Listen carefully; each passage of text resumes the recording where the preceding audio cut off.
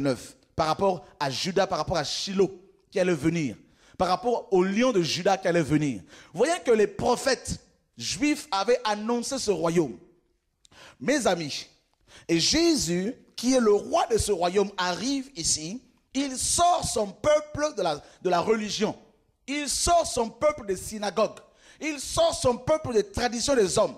Il amène ce dernier au pied de la montagne et il va ouvrir sa bouche. Au commencement était la parole. La parole était avec Dieu et la parole était Dieu. Jésus est la parole incarnée. Et il va ouvrir la bouche et il va libérer le message du temps. Il va dire ici que les pauvres en esprit, mes amis, le royaume leur est confié. Heureux. Ça veut dire que, mes amis, tu ne peux pas avoir le bonheur parce que tu as l'argent. Tu ne peux pas avoir le bonheur parce que tu es beau, parce que tu es grand, parce que tu es riche. Tu vas avoir le bonheur parce que, mes amis, parce que tu es pauvre en esprit et que le royaume de Dieu t'appartient. Qu'est-ce que cela veut dire, les pauvres en esprit? Mes amis, les pharisiens pensaient qu'ils connaissaient toute la loi, qu'ils connaissaient tout, qu'ils avaient la pleine connaissance. Donc ils méprisaient les autres, ils méprisaient les pauvres, ils méprisaient, mes amis, les pécheurs. Écoutez, qui peut véritablement, mes amis, qui peut véritablement honorer un pécheur, même aujourd'hui? Alors, 2000 ans avant, les pécheurs étaient encore moins considérés. Alors, le Seigneur va s'entourer de tous ces gens-là rejetés par la société, des gens déconsidérés. Il se retrouve au pied de la montagne avec des gens, mes amis, qui étaient pauvres en esprit, des gens qui étaient des pécheurs, qui étaient des prostituées, des gens, mes amis, qui n'avaient aucune, qui n'étaient pas des érudits forcément, parce que les grands érudits venaient voir le Seigneur pour débattre, pour le confondre. Ils cherchaient une occasion pour pouvoir le faire chuter. Et voilà que ces pauvres en esprit, des gens, mes amis, qui n'avaient rien à perdre, des gens qui étaient, mes amis, déconsidérés, qui se retrouvent là, et le Seigneur leur dit, heureux les pauvres en esprit, car le royaume des cieux est à eux. Il promet le royaume aux frères et sœurs, aux personnes qui, mes amis, sont déconsidérées.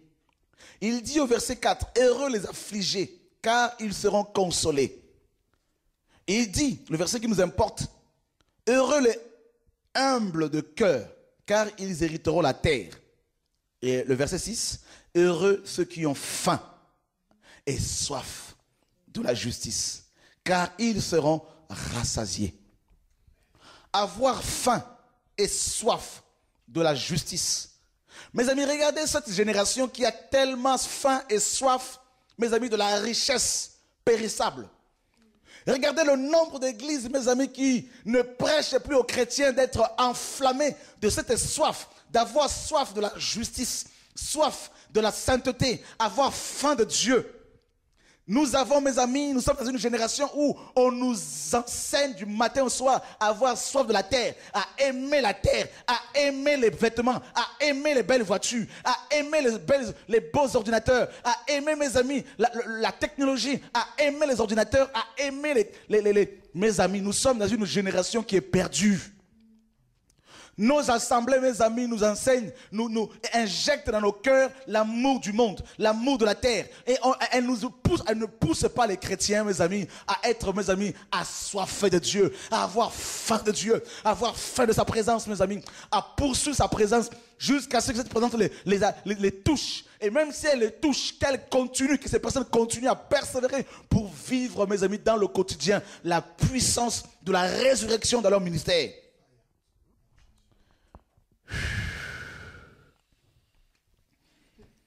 Le maître a dit heureux ceux qui ont faim et soif de Dieu. Je voudrais nous dire ce soir que nous avons intérêt, nous devons avoir faim et soif de Dieu. Quand on a faim de Dieu, on ne peut se satisfaire des choses de ce monde. Quand on a faim de Dieu, on ne peut se satisfaire. Frères et sœurs, je vous dis, mes amis, quand on a faim de Dieu, on ne peut être compris. La faim de Dieu, la soif de Dieu amène le réveil. Ça, c'est la clé du réveil. C'est une des clés du réveil, frères et sœurs. Le Seigneur ouvre la bouche, il enseigne. Là, nous sommes dans la doctrine du Père. Jésus a dit que ma doctrine n'est pas de moi, mais ma doctrine est du Père. Car c'est le Père qui m'a enseigné. Oh, mes amis, Dieu qui a enseigné son Fils, nous donne ici, mes amis, là, une clé terrible par rapport au réveil. Dieu ne peut te bénir que si tu as faim de lui. Dieu ne peut se révéler à toi que si tu as faim de lui. Dieu est un grand Dieu, frère. C'est le roi des rois. Il veut être désiré. Comment même les hommes cherchent à être désirés. Les femmes cherchent à être désirées, mes amis. Mais à combien plus forte raison le Créateur du ciel et de la terre. Dieu veut que tu aies soif de lui. Que la soif de Dieu ne te quitte jamais. Que la soif de sa parole ne te quitte jamais. Que la soif de la prière ne te quitte jamais. Même si les gens ne te comprennent pas. Ne cherche pas à être compris parce que tu sortiras de la vision de Dieu.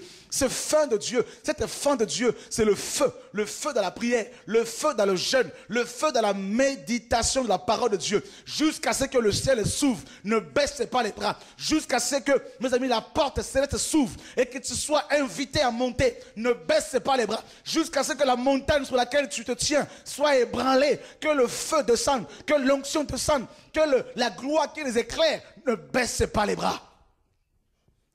Alléluia. Gloria la baka sarabakaraba sakarabalaba. Oh, écoutez, la parole est claire. Si tu veux être rassasié, il faut que tu aies faim. Si tu veux manger, il faut que tu aies faim. Si tu veux boire, il faut que tu aies soif. Si tu n'as pas soif, si tu n'as pas faim, Dieu ne peut te donner l'eau de vie. Dieu ne peut faire de toi une source d'eau vive.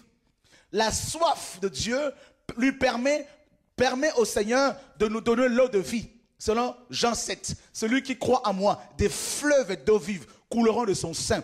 Dieu ne peut faire de toi une source de bénédiction, une source de joie, une source de guérison pour les autres si tu n'as pas faim de lui, si tu n'as pas soif de lui. La faim de Dieu pousse Dieu à nous donner la parole véritable, le pain de vie, frère. Voilà pourquoi Jésus dira que l'homme ne vit pas de pain seulement, mes amis, de pain de ce monde, mais de toute parole qui sort de la bouche de Dieu. Or, si tu veux vivre selon Dieu, il faut que tu aies soif, que tu aies faim de lui. Et c'est ce que le Seigneur me disait tout à l'heure. Combien de chrétiens ont-ils faim de Jésus? Combien de pasteurs ont-ils faim du Seigneur? Ils se contentent du nombre de fidèles qu'ils ont. Ils se contentent de leur bâtiment. Ils se contentent de leur carnet d'adresse. Ils se contentent, mes amis, de leur connexion. Mais combien ont-ils faim du Père jusqu'à ce que le cœur du Père se manifeste, jusqu'à ce que le cœur de Dieu soit révélé, jusqu'à ce que, mes amis, leur cœur soit rassasié des choses célestes, mes amis, et que les vies soient transformées. Oh my God. Nous avons tellement faim des choses de ce monde que nous nous préoccupons, nous sommes remplis de soucis de la vie. Qu'est-ce que je vais manger demain? Comment je vais me faire pour m'habiller? Comment vais-je faire pour ma vie, pour mon ministère? Quelle entreprise est créée, mes amis? Combien de gens ont-ils faim de Dieu? La faim et la soif de Dieu ne peuvent te laisser, mes amis, tranquilles. Tu ne peux rester tranquille, mes amis, tu ne peux rester tranquille quand tu as faim de Dieu. Je ne suis pas satisfait. Ne croyez pas parce que tout ce que nous voyons là, ici et là, que mon cœur est satisfait. Mon cœur n'est pas encore rassasié. Parce que je me dis, frères et sœurs, que Dieu est tellement puissant qu'il est capable de toucher les grands de ce monde. Dieu est tellement puissant. Le même Dieu qui a guéri Naaman, mes amis, un général. Il est capable de guérir les généraux d'aujourd'hui. Il est capable, frère. Oh my God. C'est possible, frère. Donc, on n'a encore rien fait. On n'a encore rien vu. Il n'y a aucune raison d'être orgueilleux. Il n'y a aucune raison de se contenter de ce que... Mes amis, il faut continuer à avoir faim de Dieu. Lorsque le roi Nebuchadnezzar, mes amis, a commencé à regarder autour de lui pour voir la beauté de Babylone qu'il avait construite, mes amis. Alléluia. La Bible dit que la parole est encore dans sa bouche, qu'une voix sort du ciel pour lui dire, tu es orgueilleux. Complètement insensé. Wow, Seigneur, aide-nous. La faim de Dieu va créer en toi une sorte d'insatisfaction par rapport à ce que tu... Si tu ne peux te satisfaire de ce que tu as, c'est logique. Si tu te sens insatisfait par rapport aux choses de Dieu, ne pense pas que ce sont les démons. Si cette faim qui monte, ça grimpe, ça grimpe, ça grimpe. Ça va te pousser à t'enfermer dans sa présence. Ça va te pousser à sortir de la distraction. Ça va te pousser à éteindre ta télévision, mes amis, pour ne pas regarder n'importe quelle chose, pour ne pas suivre n'importe quel film. Ça va t'amener à te retirer, à chercher sa face. Ça va t'amener à la méditation de la parole. Ça va t'amener à évangéliser, à témoigner de sa parole autour de toi. Il faut que tu aies faim de Dieu, que tu aies soif de Dieu. Il faut que la faim de la prière t'anime. Il faut, ne te contente pas de ce que tu as. Ne te contente pas du nombre de personnes que Dieu touche par ton ministère. Ne te contente pas de toutes ces choses que Dieu t'a données présentement. Dieu est tout puissant. Dieu est éternel. Il est capable de te donner au-delà de ce que tu penses, au-delà de ce que tu crois. Recevoir de lui. Heureux ceux qui ont faim et soif de la justice. La justice, c'est quoi? C'est le royaume, tout simplement. Car dans Romains 14, 13, Romains 14, 17, il est dit quoi? Car le royaume de Dieu, ce n'est pas le manger et le boire. Oh, Paul avait faim de Dieu, frère. Dans Philippiens 3, il dit qu'il y en a qui ont pour Dieu leur ventre. Oh, que Dieu nous garde. Le ventre est un Dieu qui réclame son adoration.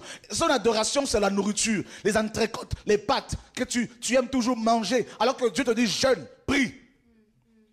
Toujours le matin quand tu te réveilles, un café, toujours café, café, café, café. Alors que Dieu dit, aujourd'hui, ton Dieu n'aura aucune adoration. Il faut que tu t'abstiennes de la nourriture.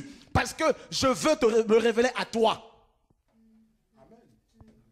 Et dans Romains 14, 17, il est dit que le royaume, ce n'est pas le manger et le boire, c'est la justice. Mes amis, ceux qui ont faim de la justice, ce sont ceux et celles qui aspirent à la manifestation visible du royaume de Dieu. Il est temps que le royaume de Dieu descende dans nos assemblées, que la gloire se manifeste, que les possédés soient guéris, que les pasteurs impudiques soient exposés, que ceux qui viennent, mes amis, comme païens dans nos assemblées, se rendent compte que Dieu est parmi nous. Car les secrets de leur cœur seront dévoilés. Selon 1 Corinthiens 14, 23, la gloire de Yoshua veut se manifester, frère. Et Dieu cherche des hommes et des femmes qui ont faim.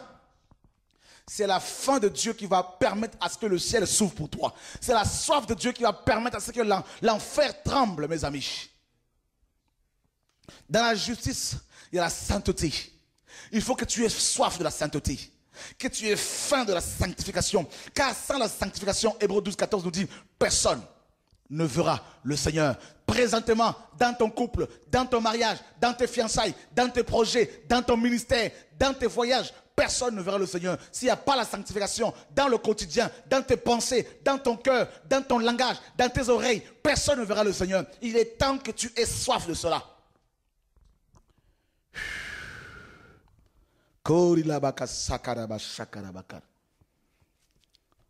Mes amis, Noé était un homme juste.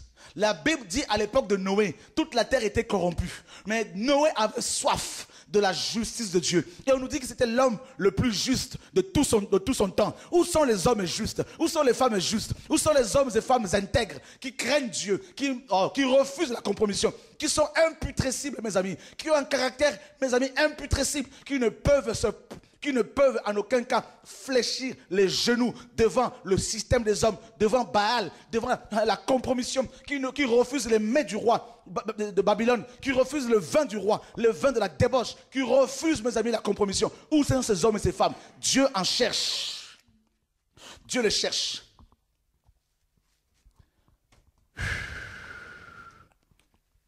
Alors, mes amis, la Bible est claire, le maître ouvre la bouche.